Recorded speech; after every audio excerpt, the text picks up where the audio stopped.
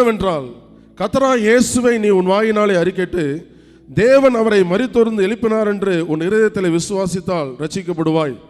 நீதி உண்டாக இருதயத்திலே விசுவாசிக்கப்படும், ரட்சிப்புண்டாக வாயினாலே அறிக்கை பண்ணப்படும் அப்படிங்கிற. அப்போ இது இந்த வசனத்தை நம்ம பார்க்கும்போது சாதாரணமாக தெரியுது. அநேக நேரத்தில் ஞானஸ்தான தொட்டிகளை இறங்கி வந்து நம்ம மாறிடுறோம் நினைக்கிறோம்.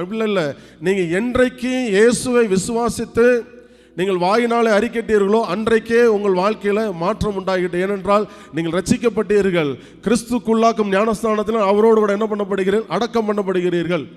இதை ஒரே ஆவியினாலே ஒரே சரீரத்துக்குள்ளாக ஞானஸ்தானம் பண்ணப்பட்டோம் அப்படிங்கிறார். ஸோ ஃபர்ஸ்ட் எது நடக்குது அப்படின்னா, நீங்கள் விசுவாசித்து அறிக்கையிடும் பொழுது, நீங்கள் ஆண்டவராக இரட்சகரை இயேசு கிறிஸ்துவை விசுவாசித்து நீங்கள் அறிக்கையிடும் பொழுது என்ன நடக்கும் அப்படின்னா, ஆவியானவர் உங்களுக்குள் என்ன பண்ணுகிறார், ஒரு செயலை வெளிப்படுத்துகிறார், ஒரு செயல் ஆற்றுகிறார். அது என்ன அப்படின்னா, பாவத்திலும் அக்கிரமத்திலும் மரித்தவர்களாக இருந்த நம்மை என்ன பண்ணுகிறாரா, உயிரோடு கூட எழுப்புகிறார்.